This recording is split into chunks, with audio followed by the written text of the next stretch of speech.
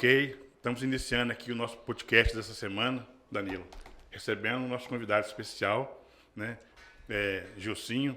Meu nome é Juscelino, sou superintendente executivo da Ascanves. Meu nome é Danilo Torezani, eu sou assessor especial das Ascanves. E você que ainda não conhece o nosso trabalho, não esquece de se inscrever no canal, deixar o seu like, comenta aí embaixo as informações que vocês querem ver, futuros convidados, deixa aí as suas opiniões e não esqueça de compartilhar nas suas plataformas digitais. Bom, nosso convidado, Gilcinho, é advogado, né, formado em História, pós-graduado em Direito Civil, Processo Civil, além de filosofia, antropologia, sociologia, cara... Quer beber uma água? Tudo isso e mais um pouco, né? Mas depois a gente vai conversando e trocando mais ideia sobre o currículo do nosso convidado, porque é muita coisa. Obrigado pela sua participação aqui com a gente no nosso podcast das Ascanves. Bom, eu que agradeço, tá, Juscelino, o seu convite, que na verdade é uma honra mesmo estar aqui. Quando eu vi que vocês anunciaram lá, eu já botei lá, eu quero participar. Danilo, obrigado também. Queria dizer para o pessoal que está aqui, eu estou meio fã assim, mas eu estou com uma sinusite, estou devidamente testado, estou com 3 testes só essa semana, então assim, graças a Deus. Tá vacinado, assim, tô 3 doses, eu ia tomar a 4ª, mas quando a gente tem sintomas assim, é bom você evitar um pouquinho. Mas eu sou um cara que tem muita rinite, então da rinite evolui para sinusite. E a temperatura do estado não está ajudando, está bem baixa. Mas a gente agradece também essa chuva, né, o Edivan? Principalmente a gente tem um pezinho assim na roça, porque às vezes na cidade, Danilo, o pessoal fala muito assim, chuva é tempo ruim. Para nós é sempre tempo bom, porque é daí que vem, né, a produção. Hoje eu estou até meio homenageando os produtores rurais, com muito orgulho. E obrigado mesmo pelo convite, tá? E vamos lá. Você falou um pouquinho também do meu currículo, só pontuando.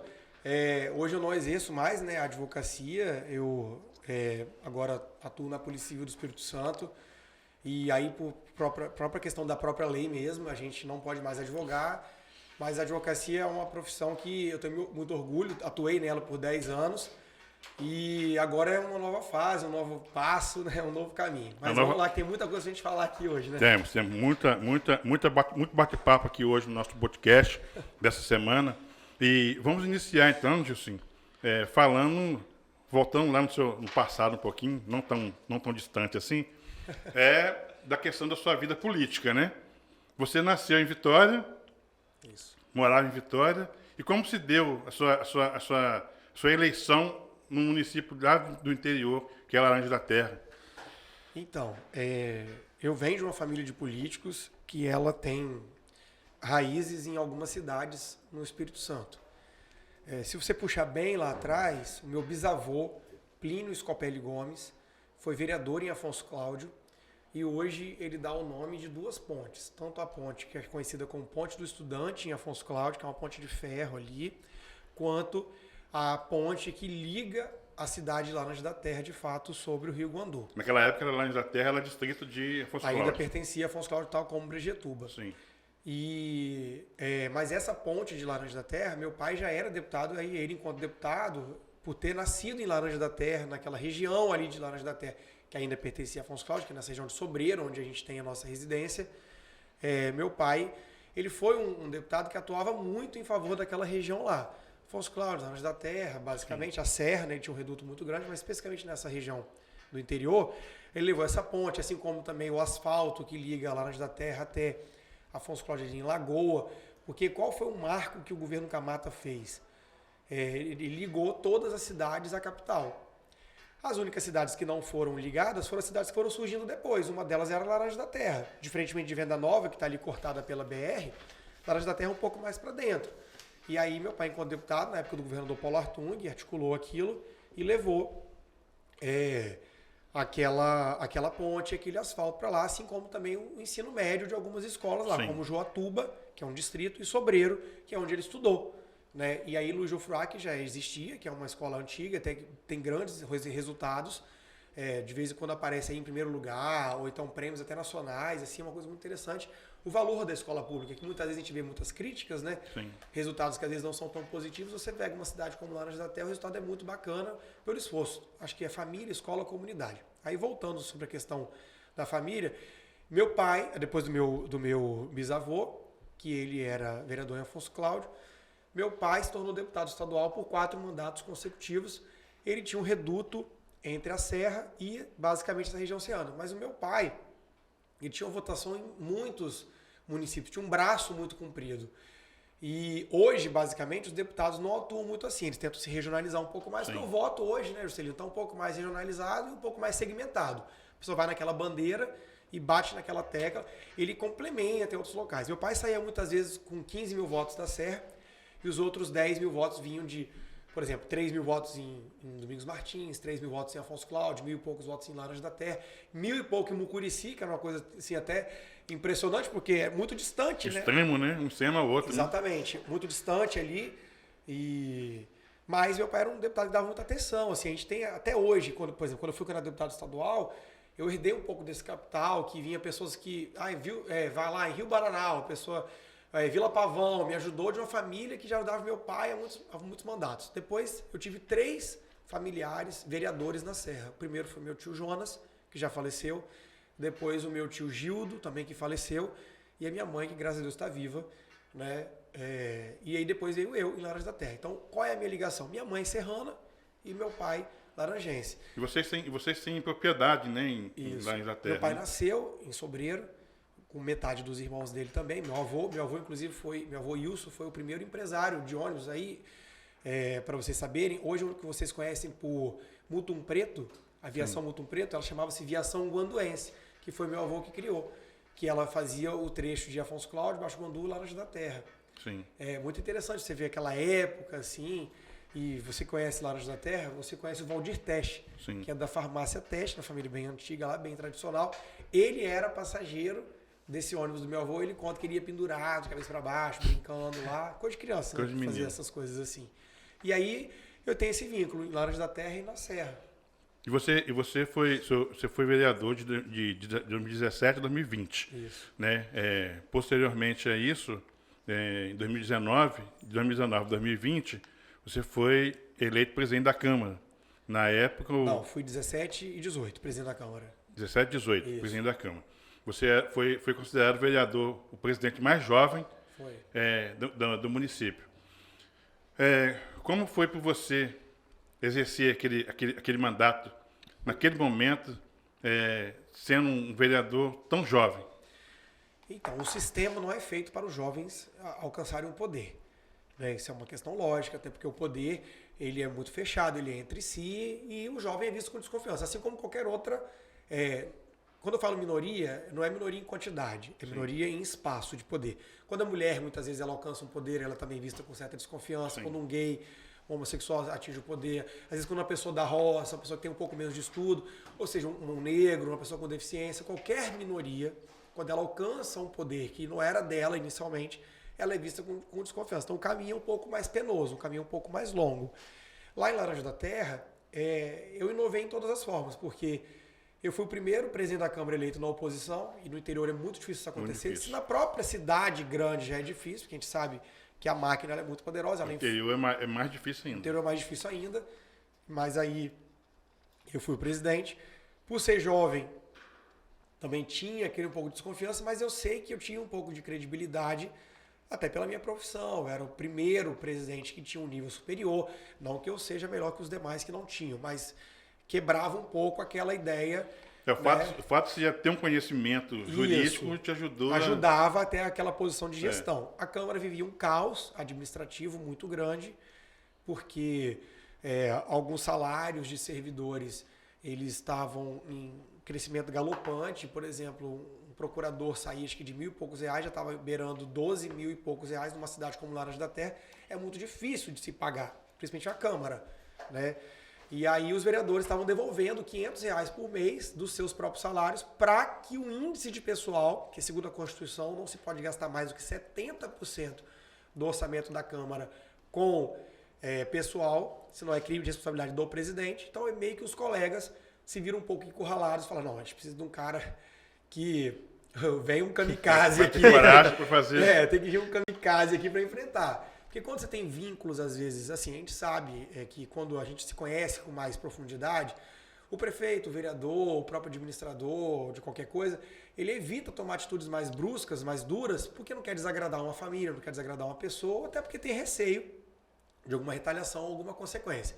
Mas eu podia vir com a minha metralhadora giratória que não tinha problema nenhum, que ia cair todo mundo mesmo. E até porque também, Gilcinho, a gente observa isso na atual gestão das câmaras municipais.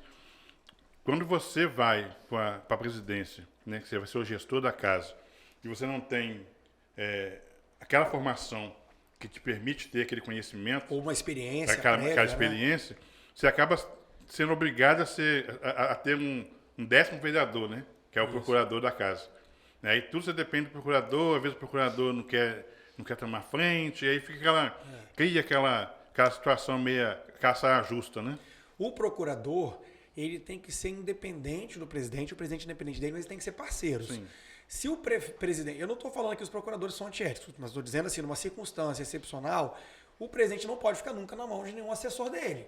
Ele é que comanda a Câmara, assim como o prefeito, assim como a dona de casa, ela não pode ficar refém do filho dela dentro dali. Então, ou seja, cada as funções são feitas para isso, para serem geridas.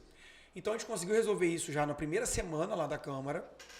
Resolvemos tudo que tinha que resolver dentro da lei, ou seja, não arranquei o salário de ninguém, eu não roubei o salário de ninguém. A gente consertou dentro da lei, dentro do Tribunal de Contas. Foi um feito, assim, que foi chamado muita atenção na época. Várias câmaras passaram a me procurar para que eu pudesse auxiliá-los e tal.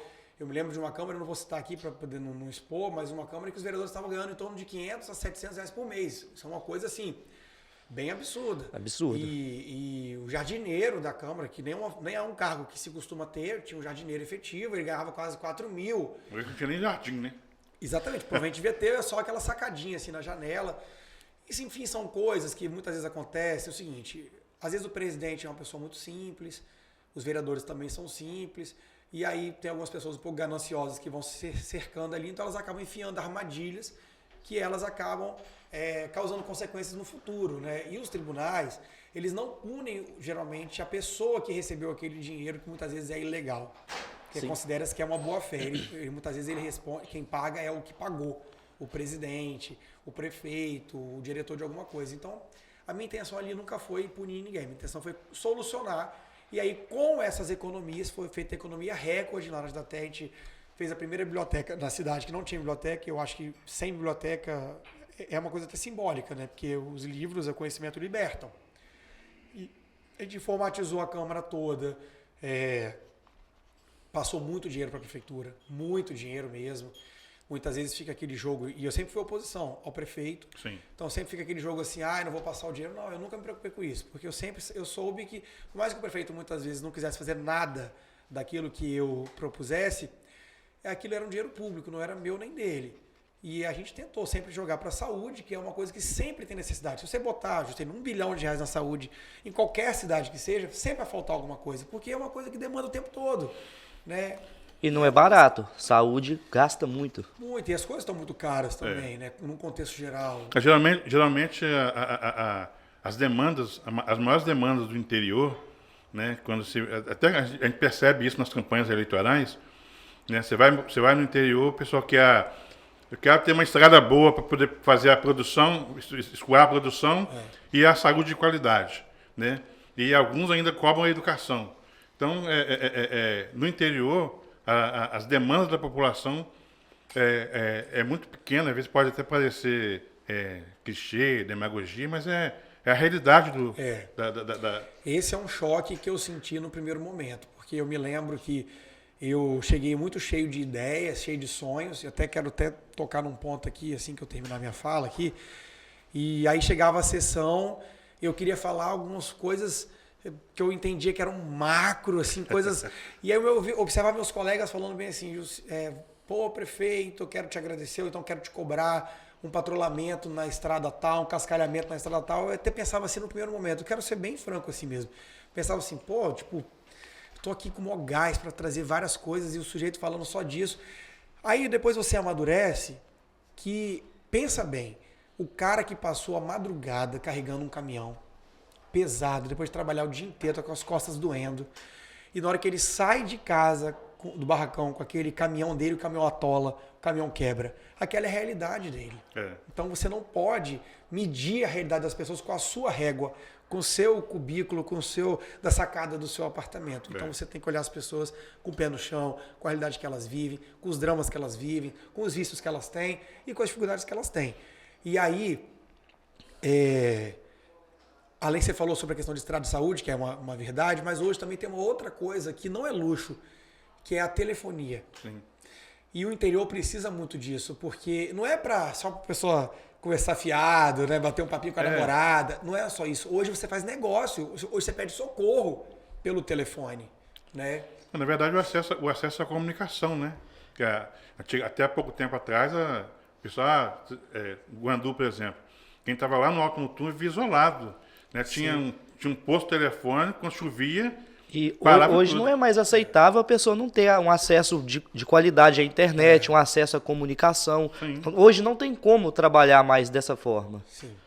A gente tem que ser simples, mas a gente também não pode ser... a gente tem que sonhar grande. E entregar migalhas, entregar pouco para a população já não cabe mais. A população está mais exigente. Então, a gente sabe que o Brasil tem problemas grandes, tem problemas graves, às vezes muito básicos, ok. Mas é direito para aquela comunidade mais simples que seja ter uma internet, ter um telefone, ter uma estrada, ter a saúde, ter a educação. É direito das pessoas. A gente tem que sonhar grande, sempre pensar grande. Aí a gente realiza um pouco menos. E falando em sonho, eu sei que você veio de uma família política, teve um pai deputado, mas esse sonho de estar no meio da política, ele veio de herança familiar ou você tinha dentro de você assim um sonho em realizar algo pela sociedade na política? Não, assim, realizar um sonho pela sociedade, eu sempre fiz alguma coisa assim. Eu sou o terceiro filho de casa, eu tenho 2 irmãs. Minhas irmãs nunca tiveram nenhum envolvimento com política, sempre foram bem reservadas. E eu sempre acompanhei os meus pais, meus tios, todo mundo sempre acompanhei. Quando eu era criança, acho que é uma coisa até natural, você tem o sonho de seguir a carreira do seu pai. Só que a vida ela tem alguns reveses, a vida te leva para outros caminhos que você acaba adormecendo certos projetos e seguindo outros caminhos. Então, há uns anos atrás, acho que talvez uns 10 anos atrás, eu nunca mais pensei, não quero mexer com política, toquei meu rumo para cá. Mas, para ser bem resumido, como que eu fui disputar a eleição em Laranjas da Terra, minha mãe foi candidata a deputada estadual e ela perdeu por apenas 252 votos. Então você tem um grupo aquecido, a turma estava empolgada. A gente quer a Sandra, a gente quer a Sandra, a gente quer a Sandra. E o principal é que em Laranjas da Terra ela foi a mais votada da história. E aí eles queriam porque queriam ela para ser prefeita lá.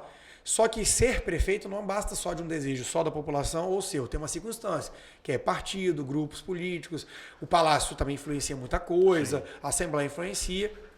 E naquele momento... você tinha uma coisa assim, até um furo para vocês aqui, se vocês querem saber. Vocês tinham lá o grupo do atual prefeito, que ganhou as eleições, e o grupo da oposição. No grupo da oposição, que a gente tinha até um vínculo um pouco maior naquele primeiro momento, embora a gente não tivesse naquela época, maiores rivalidades com nenhum projeto ali. A gente tinha o nosso pedaço.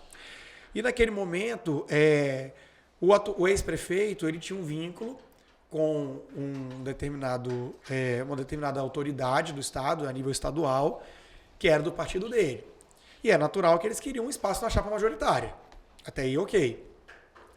E a gente tinha também um outro amigo também, que também é legítimo disputar a seleção, um outro deputado, nesse caso, que ele queria, porque queria que o cara que era ligado a ele fosse o candidato. A minha mãe foi chamada lá no palácio e meu pai falou, olha, eu não acredito que essa chapa vai romper ali para enfrentar o grupo do MDB, que não é um grupo fácil de se derrotar. Mas tudo bem, se vocês querem, a minha mãe recuou, não disputou, e aí eu fui para vereador, ou seja, eu só tampei um buraco. E realmente o prefeito na época lá brigava comigo, você caiu de paraquedas. Eu acho que ele acertou. Ele acertou. Mas eu pousei certo, mas o importante é isso, que eu não caí de cara no chão. E aí, só voltando, aí o furo é o seguinte, que na época o grupo do MDB, eles estavam um pouco desarticulados, né? Porque vinham de sucessivas derrotas e tal, e eles foram até na nossa casa e falaram, Sandra, se você quiser ser a nossa candidata, você vai ser, se quiser ser a nossa vice, você vai ser, se você quiser ser deputado, nós vamos te apoiar. E a gente acabou não acompanhando ali. Só que a política tem alguns reveses, e aí o grupo que estava aqui, que tinha uma pompa um pouco maior para ganhar, acabou perdendo, e o atual prefeito se tornou prefeito e acabou sendo reeleito. E você tem que aceitar. Entendeu? Sim. Você pode não concordar com os governos que as pessoas fazem, mas eu acho que quem fica chorando derrota é perdedor. Perdedor mesmo. Se você é uma pessoa que está acostumado com as vitórias e derrotas, que a vida é um eterno perde e ganha, você segue em frente. Olhando estava avaliando a sua biografia lá nas suas redes sociais, aí eu tirei aqui 2 frases que você colocou lá, e eu queria colocar essas frases aqui para a gente poder fazer uma reflexão em cima delas, que eu achei as 2 muito interessantes. A primeira, você diz o seguinte: na falta de argumento contra minhas ações, sempre pautadas na ética e honestidade, tentaram atingir meu sangue. Né? Isso se refere a quê? Se refere ao meu pai, porque quando você é filho de político, você tem umas portas abertas, uns caminhos um pouco mais curtos. Sim. Mas esse caminho ser mais curto não significa que ele seja mais fácil, que ele não tenha algumas armadilhas, algumas cascas de bananas no meio. Então, eu, graças a Deus, sempre tive um mandato muito, muito honesto, porque eu sou uma pessoa honesta, eu não falo isso com arrogância. Eu sou uma pessoa honesta, eu sou tranquilo. Graças a Deus eu tenho orgulho de nunca ter feito nada com desonestidade. Posso ter errado na minha vida como qualquer ser humano, mas não no sentido... Sua gestão não tem acordo, jeitinho... Não, acordos políticos legais, sim. Agora, eu nunca peguei um centavo. Eu digo assim, de empresas que querer oferecer vantagem... Nenhum tipo de corrupção, nenhum tipo de desonestidade. Graças a Deus, nunca precisei passar por isso. Mas... as pessoas que quiseram sempre tentar me atingir, quando você não tem argumento, você não atinge o argumento da pessoa, você passa a atingir o argumentador. E aí, como chegaram até a mim, não tinha como, sempre tentavam falar alguma coisa relacionada ao meu pai. Meu pai fez parte de um grupo político aqui no Espírito Santo que foi muito poderoso. Um grupo político que era de uma outra época, pertenceu a um outro momento. Outra realidade, né? Exatamente, pertenceu a um outro momento. E aí... a gente sabe que na política, muitas vezes quando você faz a troca de gerações, eu não vou nem falar gestões, de gerações, às vezes elas são traumáticas. Às vezes é uma guerra que cai sangue mesmo. Então o sujeito queria tentar colocar em mim algumas coisas. Meu pai, tenho muito orgulho do pai que eu tenho muito orgulho da trajetória que ele teve, os valores que eu tenho, com certeza eu aprendi com ele, com a minha mãe, porque eu não fui criado na zona, então obviamente que eu aprendi dentro de casa e com a vida a ser a pessoa que eu sou. Então, com os erros e acertos que meu pai, minha mãe ou qualquer pessoa que passa perto de mim, me tornaram a pessoa que eu sou hoje. Então, eu tenho muito orgulho disso. Meu pai teve os seus erros, seus acertos e sofreu, como qualquer outro político, também algumas injustiças. Tá, você dentro do seu mandato tanto na presidência ou fora da presidência, na sua gestão de vereador, sofreu influência? Seu pai interferia de alguma forma, sua mãe? Não, meus pais nunca interferiram na minha gestão. O que os meus pais sempre fizeram foram me aconselhar. Talvez, se eu tivesse escutado um pouco mais os conselhos, principalmente que minha mãe dava, eu poderia ter ido para outros caminhos.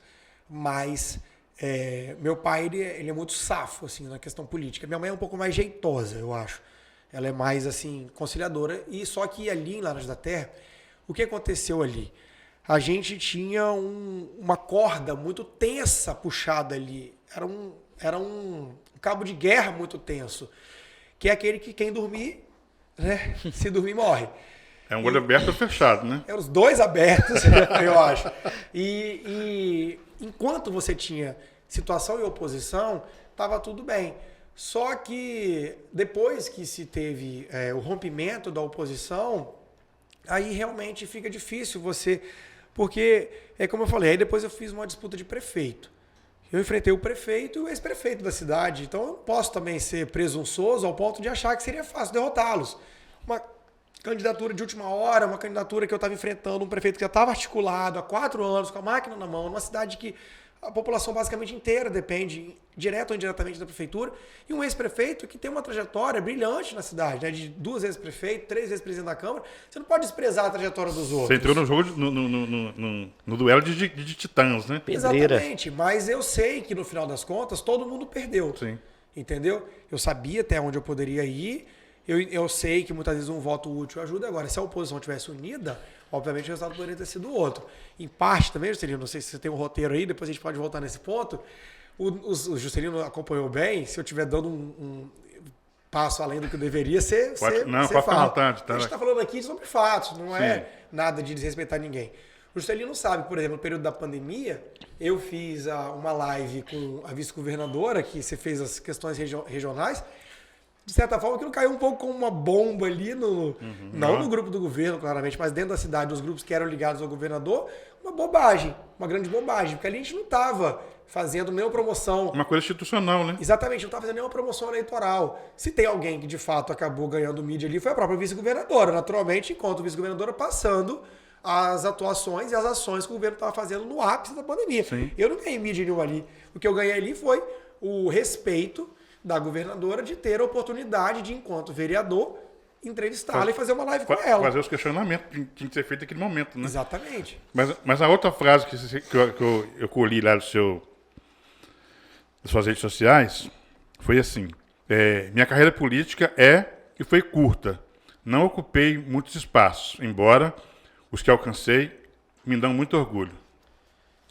Então, é porque eu tive apenas um mandato, né? E geralmente eu não uso muito minhas redes sociais de diário, não.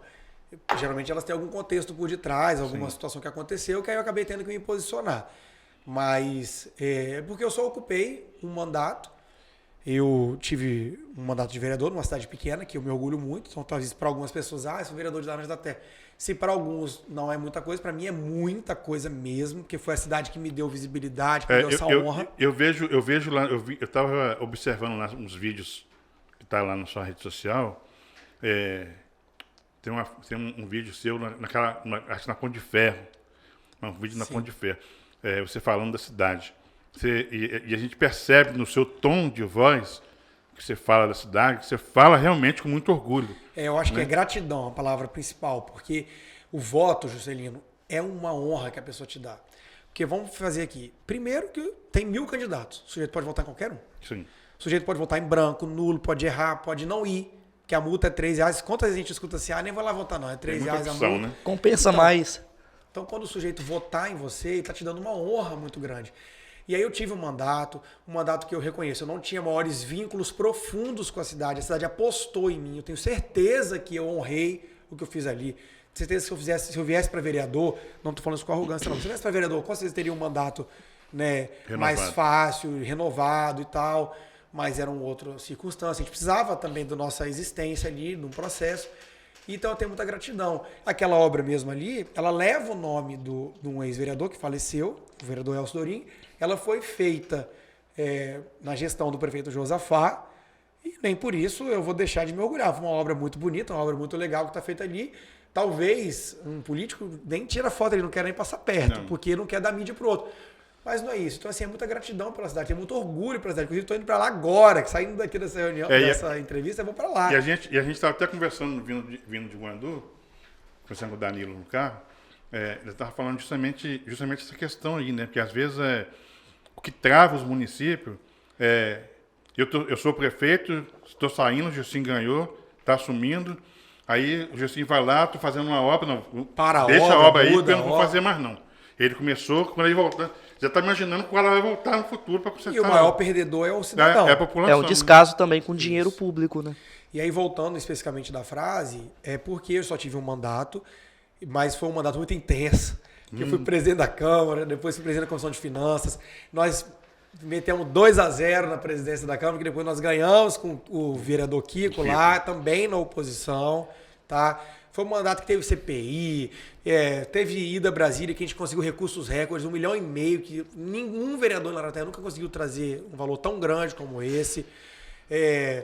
A gente teve, deixa eu ver também lá, eu disputei uma eleição de deputado estadual, que eu fui muito bem naquele processo. A sua gestão à frente da Câmara teve uma participação muito boa das entidades organizadas, né?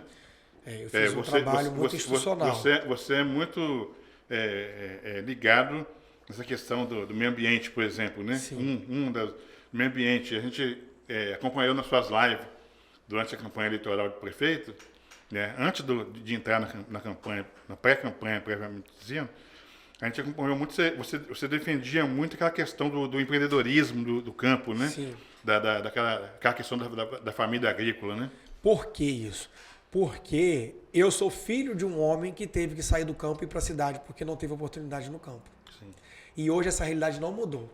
Claro que o campo avançou muitas coisas, mas se você for analisar, muitos filhos de moradores de Itarana, Itaguaçu, Laranja da Terra, Baixo Guandu, poderia citar inúmeras outras cidades aqui, estão indo embora de lá para vir para as grandes cidades. E não é para vir para a grande cidade porque ganharam uma grande oportunidade aqui. Muitas vezes é por falta de oportunidade lá. Então eu queria usar a qualidade do local. Aí você falou sobre a questão do meio ambiente, Juscelino, uma coisa muito importante. Baixo Guandu foi a cidade mais atingida, obviamente, no Espírito Santo, quanto o rompimento da barragem de Mariana. Sim. Só que Laranja da Terra também faz parte da bacia do Rio Doce, porque o Rio Guandu deságua no Rio Doce. Não porque nós fomos atingidos diretamente, isso não. Porque vai descer, né? Do Alto Guandu, Afonso Cláudio, para o Baixo Guandu. Mas eu consegui cadastrar, isso eu falo assim com muito orgulho, porque eu acho que você tem que ter orgulho das coisas que você fez. E não é aquele orgulho de soberba, é aquele orgulho de você ter feito uma contribuição. Você perguntou assim, que a gente quer fazer uma coisa pela sociedade. Eu vejo o drama lá do meu pai, de muitos produtores em Laranja da Terra, com a seca, com o rio Guandu, onde meu pai tomou banho, onde pessoas já se afogaram. Hoje uma criança, um bebê passa basicamente, sem molhar. Eu lembro de nós estávamos pé. Sim. Nós chegamos na sua casa um dia, passando ali na ponte ali daquele córregozinho, só tinha areia. Exatamente. Né? Quer dizer, Quantas pessoas sofrendo, perfurando poços, quantas pessoas sofrendo para poder alimentar seu gado, irrigar sua produção. Então eu sei que o meio ambiente está indo num caminho, se a gente não tomar medidas sérias, a gente não consegue. E aí eu cadastrei 80 produtores, cerca de 250 hectares, e hoje, pela Fundação Renova, e eu não tenho vínculo nenhum com a Fundação Renova, muito pelo contrário, eu acho que ela e a Vale têm o dever de reparar a sociedade, mas se há esse programa, nós temos que correr atrás, porque eu tenho certeza que a Vale e a Fundação Renova não vão sair atrás de produtores que têm que ir atrás. Tem que ir atrás. Então eu fui de comunidade em comunidade de Laranja da Terra, isso foi matéria de jornal, inclusive, na época, e hoje, Juscelino, a maior parte desses já estão todos, inclusive dentro da minha própria casa, os produtores estão recebendo esses benefícios agora, que é cercamento das propriedades, o arame todo novo, a mão de obra toda certa, a preservação das nascentes. Inclusive agora, os produtores que foram cadastrados por mim vão receber dinheiro para manter essas suas propriedades, assim, esse cuidado. Então, eu sei que o ser humano só vai cuidar quando as consequências ficarem mais graves, e acho que as poluidoras têm dever de pagar as pessoas para que elas possam preservar o meio ambiente. Então eu me orgulho disso que a gente conseguiu fazer aí. Gilson, existe algum arrependimento, algo que você, hoje, fora do mandato, você lembra? Poxa, eu deveria ter feito, mas por algum motivo acabei não fazendo? Cara, com certeza eu me orgulho de muitas coisas, mas me arrependo de outras. Eu acho que esse papo de, eu não me arrependo de nada que eu fiz, eu acho que isso até é uma arrogância. Né? Porque ninguém é perfeito. Então, com certeza, eu me arrependo de alguma coisa. Se me perguntasse muito supetão, eu não me recordo. Talvez, em alguns momentos, eu poderia ter sido menos duro, em outros mais duro. Mas agora, de cabeça, assim, eu não me recordo. Mas, com certeza, tem coisas que eu fiz que eu poderia ter agido diferente. Às vezes está de cabeça quente. Sim. Né? Acho que mais nessa linha aí. E fala pra gente aqui sobre a cadeira 36 da Academia de Letras, Artes e Poetas Trovadores do Espírito Santo. Cadeira Castro Alves. Então, o negócio é o seguinte. O Juscelino me faz uma pergunta, me faz um comentário há 5 minutos atrás. Assim, você, quando você foi vereador, você se envolveu em tudo quanto é instituição, tudo quanto é pessoa. A resposta está aí. Até na Academia de Letras. Até na Academia de Letras. Na verdade, sim, meus pais são membros da Academia de Letras e Artes da Serra. E aí essa academia é a Academia de Letras, Artes, Poetas, Trovadores do Espírito Santo. Estado. O presidente é o Clério Borges, uma pessoa que tem um maior respeito, admiração. Foi uma pessoa que me ajudou muito na fundação da Biblioteca de Laranja da Terra, que leva até o nome do Dr. Hudson Sobreira, que era um médico muito querido lá em Laranja da Terra, e que já veio falecer. E aí o Clério Borges me convidou, porque ele achou o máximo fazer a biblioteca na cidade. Me doou muitos livros. E aí, nesse meio tempo, eu comecei a me envolver com esse mercado literário. Eu já escrevia para jornais, já tinha escrito artigos e já tinha feito comentários, mas os meus comentários eles eram mais jurídicos e políticos. Depois, eu comecei a me aventurar a fazer poemas. A pandemia acho que me deu um tempinho a mais, e aí eu comecei a fazer poemas. E nesse meio tempo dos poemas que eu fiz, eles começaram a publicar livros. E aí, a partir do segundo livro que eu fiz parte da publicação, eles me convidaram para para assumir uma cadeira. E eu fiquei muito orgulhoso, com toda certeza, né? Porque Academia de Letras do Estado do Espírito Santo. Falando de poetas trovadores. Falando em poema, tem algum poema assim que você mais se identifica, que você mais gosta, que você poderia recitar pra gente? Recitar por completo, não, mas eu poderia Um trecho? Não, eu poderia dizer aqui, ó mar salgado, quanto do teu sal são lágrimas de Portugal. Que ele fala muito do seguinte, das despedidas, das dores, dos anseios que vamos fazer para o futuro, né? Na época das colonizações que foram feitas, quantas famílias foram dilaceradas, quanta cobiça que custou essas vidas e quantas conquistas também foram alcançadas. Eu acho que a vida é isso. A vida é feita de despedidas, de conquistas, de almejar vitórias e amargar algumas derrotas, por que não? Faz parte, né? A derrota é amarga, mas ela faz parte. Tem coisa amarga igual o Giló, que não é tão gostosa também? Bom, né? Tá É bom, verdade. faz parte. Você teve uma participação também no ato contra o fechamento do fórum. Sim. Qual foi o motivo que iria acontecer esse fechamento? Bom, o fechamento dos fóruns ele foi feito por um movimento que veio do Tribunal de Justiça do Espírito Santo, na gestão anterior, no tribunal, que por meio do avançar do processo eletrônico, entendia-se que manter certas comarcas, ou seja, certos fóruns, cidades do interior, era um custo muito elevado para o que se queria prestar de atendimento à justiça. Como advogado, eu sentiria vergonha, obviamente, de fechar isso. Como vereador, seria ainda mais constrangedor. Então, eu fui enfrentar. Mas as minhas causas nunca foram contra pessoas. Nunca foi contra aquele determinado desembargador ou contra determinado juiz. Minha causa sempre foi institucional. Sempre foi no coletivo Foi também, pela né? sociedade. É. Eu, enquanto advogado, eu sei o quanto a gente sofre em Laranja da Terra muitas vezes, porque lá não tem juiz. Quem levou o fórum para Laranja da Terra foi meu pai, enquanto deputado. E Laranja da Terra, na verdade, o juiz pertence a Afonso Cláudio. Ele vai e faz um complemento em Laranja da Terra que, de certa forma, nos ajuda. Mas se tivesse um juiz diariamente lá, obviamente seria muito melhor. Agora não tem juiz dia nenhum. Agora, tinha outras cidades, por exemplo, Laranja da Terra, as pessoas teriam que andar às vezes 50 quilômetros para ir até o fórum. Agora, teria cidades como Ecoporanga, seria ainda mais devastador. Poderia citar outras tantas aqui. Itarana, se eu não me engano, ou Itaguaçu também estava nesse meio movimento. Também seria muito constrangedor ter que até, muitas vezes, até Santa Teresa. Eu acho que quando você pega um mapa e você vê lá 20 quilômetros, 20 quilômetros de quê? Entendeu? 20 quilômetros de onde para onde? Porque a pessoa que mora em Laranja da Terra, talvez nos 5 pontões, ela tem que pegar não sei quantos quilômetros de estrada de chão, vindo do topo do morro, entendeu? Passar por tudo quanto é cidade, pegar uma serra, não tem transporte público, não tem ônibus. Isso em época de chuva. Desastrosa. Eu acho que você sonhar muito com uma realidade que não existe. Porque, na verdade a gente acompanhou, claro, essa questão do fechamento dos fóruns, né, nas 27 municípios.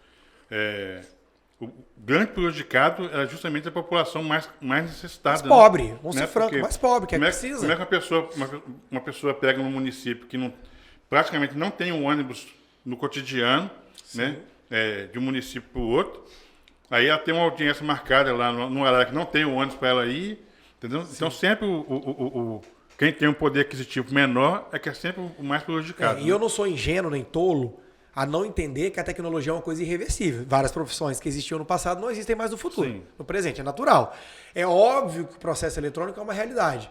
Esses dias mesmo, se você quiser, você entra no lugar, você conversa com o juiz do Piauí no 5 pontões lá da Terra. Não tem problema nenhum. Só que a justiça ela tem que ser presente. Quando ela é ausente, é estado ausente. E a pessoa, em relação ao fórum... Já orar? Não. A pessoa quando porque eu falo muito, a pessoa quando está no fórum, aliás, a presença de um fórum ela é muito além de uma audiência. É a presença física do juiz, é a orientação, é uma dúvida, é a segurança, né? É um processo que anda, é uma consulta da pessoa. Não são todas as pessoas que sabem por conta própria estar num processo eletrônico e cuidar daquilo ali. E nem todos também têm o acesso. Exatamente para isso. Então, não é só isso que é a questão. É uma medida protetiva de urgência que precisa ser concedida pelo juiz ali na hora. É uma prisão ilegal que precisa ser relaxada pelo juiz ali na hora, porque a pessoa que é presa injustamente, ela tem que sair imediatamente. Não tem esse negócio de um segundo a mais. Entendeu? É aquele divórcio que demora para sair, aquela família está se matando ali porque está insuportável aquele convívio. É aquele inventário que o patrimônio está deteriorando porque a família não consegue um juiz para chegar lá na chincha e resolver aquele problema. Então a justiça é muito mais do que isso. Entende? Agora Gilcinho, nós falamos aqui no início do nosso bate-papo aqui, né, você estava falando lá dos seus orgulhos, e eu tive na sua casa por diversas vezes nas cavalgadas do asfalto, né? E a gente sempre fala assim, filho feio não tem pai, agora filho quando é bonito parece pai por todo lado, né? É verdade. E a gente viu nesse episódio do asfalto do Sobreiro, né, e acompanhando a luta da família de vocês, do seu mandato, né, por essa obra, e essa obra finalmente saiu. Sim. Né, e a gente viu lá no dia da inauguração da obra, tinha pai saindo pelo ladrão, né? Todo mundo parece que cada um colocou um pedacinho. E nós mesmos não estávamos presentes. Parece que cada um colocou um pedacinho de asfalto no chão ali. Mas mesmo vocês não estando presentes naquela inauguração, ficou um sentimento do dever cumprido, né? Com toda certeza. Na verdade, ali tem muita cabeça de touro enterrada, tem muita oração, tem muita alegria, tem muito choro, teve muito esforço, teve muitas mulheres que ajudaram a cozinhar, teve muitos políticos que passaram e deram suas contribuições de uma forma ou de outra. Por exemplo, o seu próprio Dorico Keffler, que hoje leva o nome, foi o primeiro prefeito, já até leva o nome daquele trecho. Foi muita festa ali, foi muita gente. Assim, a festa, ela era uma forma, obviamente, de se trazer mais pessoas, uma questão evidente. Vai fazer um comício aqui, vai fazer um churrasco, quantas pessoas vão dar? Não precisamos ser idiota de saber que vai dar muito mais gente no churrasco que no comício. Pode vir o presidente da República, que ele sabe que o povo prefere muito mais uma diversão do que ficar escutando ladainha política. Isso é uma questão evidente. Mas ela tinha uma outra coisa simbólica, onde ia mais de 1.000 cavaleiros naquela última cavalgada que você foi, se eu não me engano foi do Alemão do Forró. Foi. Eu tenho certeza que você ficou de queijo caído, porque aquilo foi uma coisa monstruosa. Nem eu esperava um negócio tão parecido como aquele. 1.200 e tantos cavaleiros, tinha hora que não tinha fim, já não aguentava mais filmar. Acho que tinha gente que o celular não dava mais para filmar porque acabava a memória. E assim, então os cavaleiros iam, todo mundo ajudava, não tinha custo nenhum para as pessoas. A gente conseguia boa parte das doações, movimentava o comércio local. E, claro, a gente teve uma despesa muito grande ao longo desses 10 anos. A gente fazia as camisas onde homenageou algumas pessoas, como Mira Seibo, o seu Dorico. Poderia citar outros tantos aqui. Que foram. Aí depois começamos a botar nomes de famílias também. E assim, o importante é que ele saiu, a gente conseguiu fazer e não fomos na inauguração. Na verdade, na ordem de serviço, eu até fui vaiado não foi pela população, obviamente, foi por pessoas ali que estavam naquele fogo ali da ligação com o prefeito naquela época. Mas na hora da inauguração também não deu para ir, eu estava trabalhando, estava até de plantão no momento. Mas acho que o nosso sangue está ali e não tem como tirar. Nosso DNA, valeu a pena a luta, se né? fizer um DNA ali no ratinho, eu tenho certeza que vai bater com o meu. Então, essa cavalgada ela já é tradicional da cidade? né? Nós paramos ela na pandemia, entendeu? Tem algumas pessoas que vão direto lá em casa, lá insistindo, volta, vamos fazer de novo. Eu confesso para você que ainda não me convenceram a fazer de novo, não, porque dá muito trabalho. Dá muito trabalho. Mas é muito bom. Mas, aproveitando essa deixa sua aí da questão da pandemia, como foi para você? A campanha eleitoral foi uma campanha eleitoral diferenciada, né? Praticamente tudo feito pelas redes sociais, live, e a gente podia ter acesso àquele corpo a corpo, né? Que nós brasileiros não acostumados a beijar, abraçar, tomar café, sentar, conversar. Qual foi o seu sentimento naquela campanha? Não a campanha em si, mas a forma de se fazer a campanha dentro da pandemia. Então, por um lado, eu tinha uma vantagem, que era, por ser um cara mais jovem, mais alternado com essas coisas, eu podia. Então, até que a primeira pessoa que criou a live lá em Laraté fui eu. E depois de mim, tanto o prefeito quanto o ex-prefeito passaram a fazer. Só que eles tinham, obviamente, um exército maior do que eu para. Mas nenhum deles era no mesmo horário que o meu, não. Sabia que o meu eu tinha um público cativo. Sim. Mas, por outro lado, politicamente para mim foi pior. Porque como eu não tinha como ter feito articulação mais profunda com as pessoas, você pensa, nós já estávamos na pandemia desde março. Em abril era o prazo de filiações, então eu tive que correr atrás para filiar. Eu tinha acabado de entrar na rede naquele momento ali também. Então, ir atrás de candidaturas e tal. E ir atrás da população era mais difícil. Eu não podia reunir as pessoas. Apesar de que, obviamente, a gente sabe que os políticos flexibilizaram muito o tratamento com a pandemia. Mas, para mim, politicamente, foi mais difícil. Mas, graças a Deus, a gente já está avançando mais. Isso aí, superando. Você também passou no concurso público, né, da Polícia Civil. Isso. Você poderia falar um pouco sobre o teleflagrante, que foi assim, um assunto muito comentado nesse ano. Gerou algumas dúvidas, muitos concordam, muitos não concordam. Você poderia dar um pouco claro. dessa explicação? Eu fiz o concurso em 2019, por conta da pandemia ele realmente deu uma atrasada e meus planos, obviamente, eram sair do mandato e já tomar posse. Acabou que não deu, mas o governo, a polícia, o que puderam fazer para poder antecipar, naturalmente fizeram e a gente tomou posse em dezembro de 2021. Eu estou no teleflagrante. O teleflagrante é basicamente um projeto que visa trazer a polícia de uma maneira virtual a locais em que ela demandaria um pouco mais de número de pessoas para estar presente. Ela não substitui. Isso, sem excluir os policiais locais. Ela apenas puxa uma quantidade de policiais que pode atender agora o Espírito Santo todo num único local e mantém agora policiais que ficam nas delegacias para poder avançar em uma outra linha de trabalho. Porque são duas coisas, basicamente, na polícia. Uma são os flagrantes, que pode acontecer a qualquer hora, qualquer tipo de crime. E a outra, que é a segunda etapa, que é a investigação de certos crimes. Que essa é mais complexa, exige muito mais trabalho, muito mais gente, muito mais recursos. Então a gente acaba concentrando pessoas aqui para poder deixar mais solto para que os policiais locais possam buscar as investigações. Nós estamos chegando aqui na nossa reta final, que a gente tem conversa aqui pro resto do dia. A saudade estava grande, né? Se deixar, né? Mas eu vou retornar nosso bate-papo lá no início, né? Que eu tinha colocado aqui no início, mas eu deixei para o final, né? Porque eu achei que seria mais interessante, né? Até dentro do que propõe, né, o nosso podcast, que é a gente trabalhar a questão do legislativo, né, através da nossa associação de vereadores. Sim. Em 2017, nós iniciamos um movimento que você participou desse movimento com a gente, você, Alcântara, o Wilton, Vinícius, aqui da capital, Vitória, enfim. E é muito importante, né, foi um passo muito importante para a gente criar essa entidade, e muito nos orgulha, né? A mim, eu acredito que é você também, que também é pai da criança. Essa realmente é uma criança que tem alguns pais. Uma família nada tradicional, mas muito amorosa. Muito amorosa.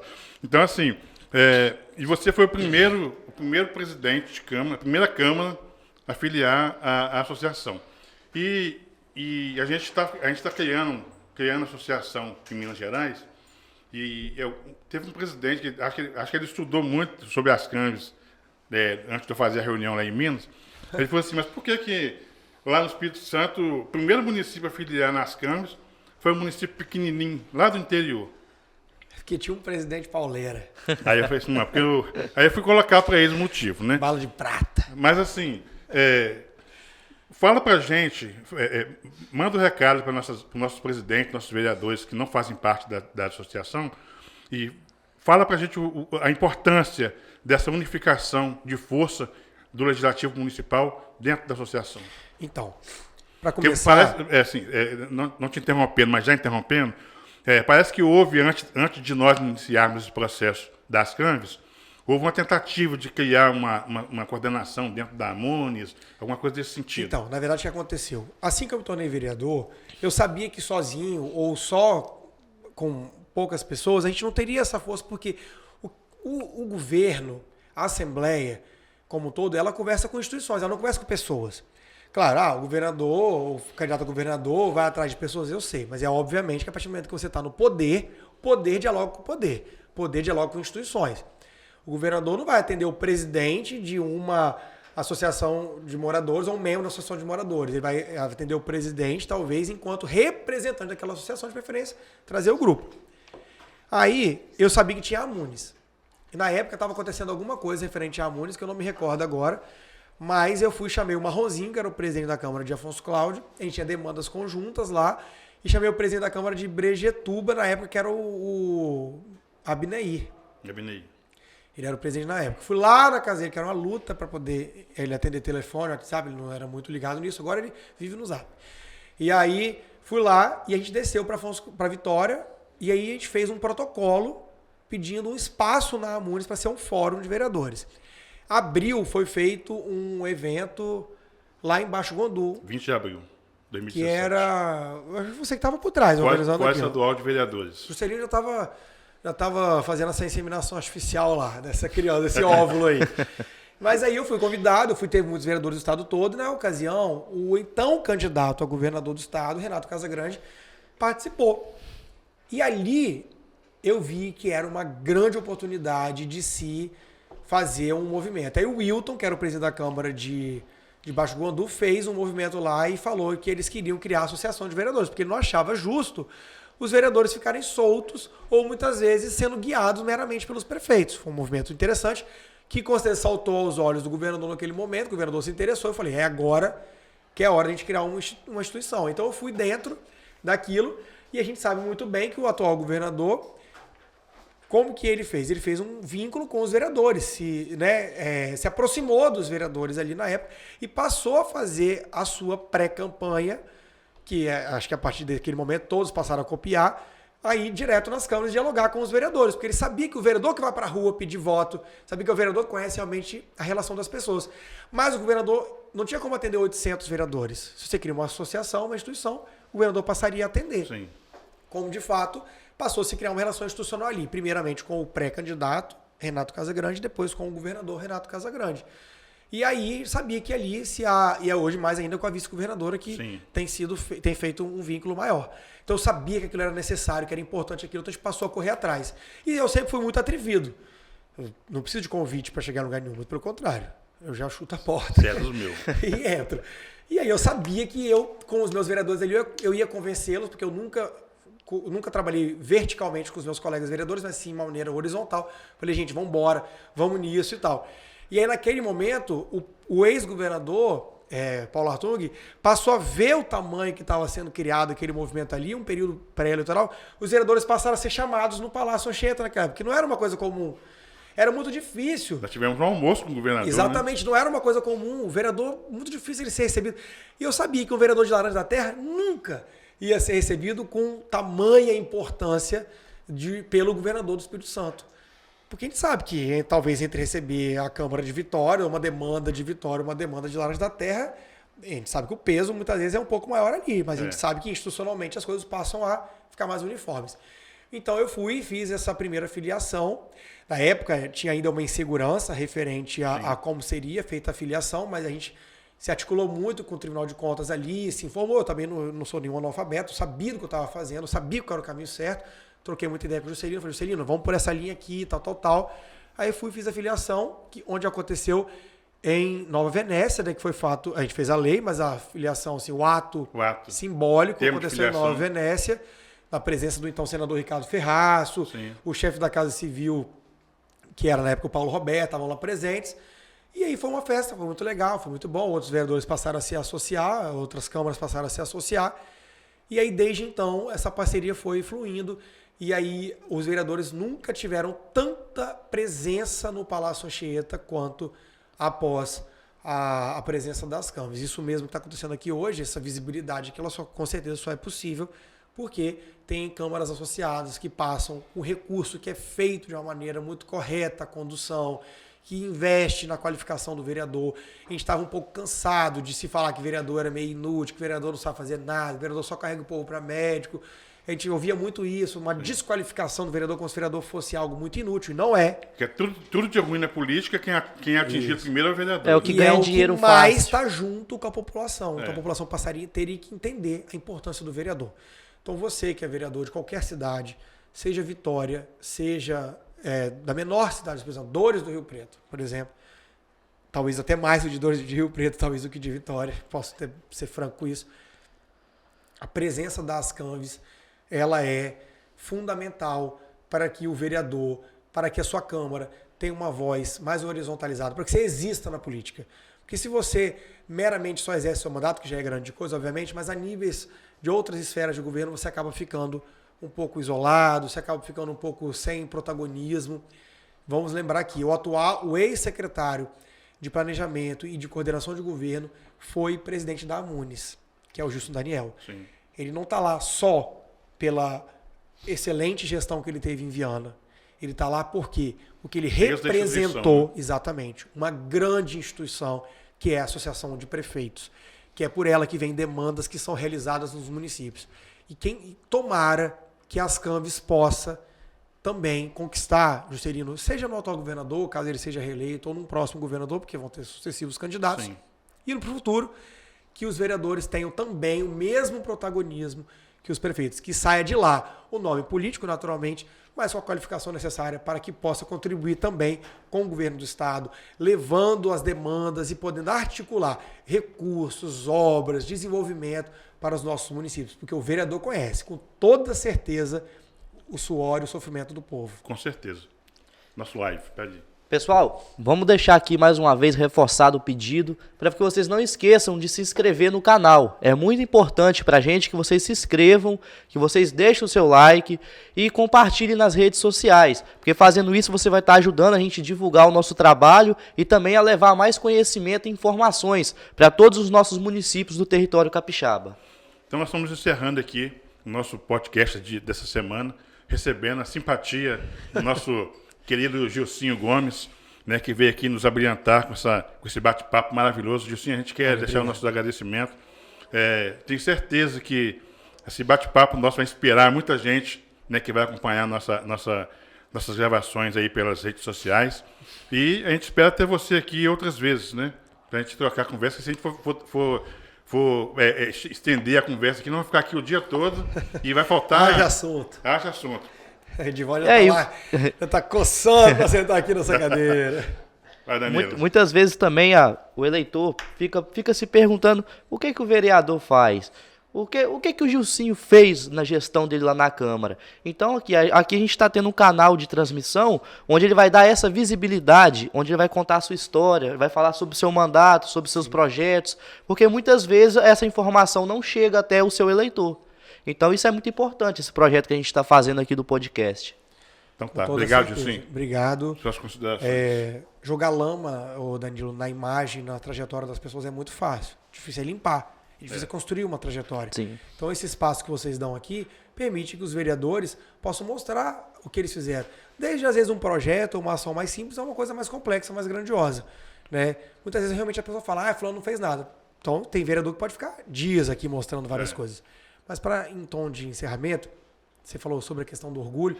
Uma das coisas que eu mais tenho orgulho é de ter feito parte da fundação das Ascanves, tá, Juscelino? Se alguma coisa eu fiz ao longo desse tempo que também não foi legal, eu te peço desculpas, mas saiba que nossos momentos juntos foram muito bons. Foi muito bom conhecer cada cidade, cada vereador, cada ideia, cada diferença que teve. E aos colegas vereadores que planejarem participar das Ascanves, eu falo com muita tranquilidade.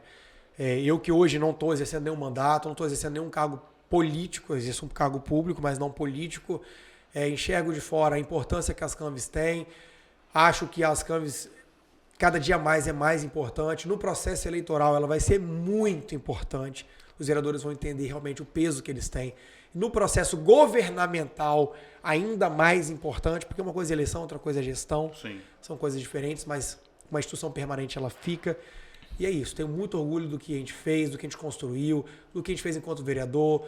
Não tenho pretensões eleitorais no momento, mas estamos vivíssimos aí. Muitos amigos nossos são candidatos, nossos projetos continuam vivíssimos aí. E desejo muita sorte a todos os vereadores que estão exercendo o seu mandato e aos que vão ser pré-candidatos, pretensos candidatos, que eles possam realizar seus projetos. E a gente espera contar com você para dar umas palestras para a gente, contribuir de alguma forma. Estamos junto, não tem vedações eleitorais, porque geralmente, né, quem é candidato passa a ter algumas vedações. Estou 100% aberto. Aliás, estou me oferecendo para isso. Tem alguns vereadores que eu presto algumas orientações de projetos de leis e tal. Né? Presto, assim, tudo gratuito, tá, gente? É tudo gratuito, tudo 0800. É por amor à causa. É verdade. A gente agradece. Obrigado, Gilcinho. Obrigado. Fique com Deus. Tchau. Valeu.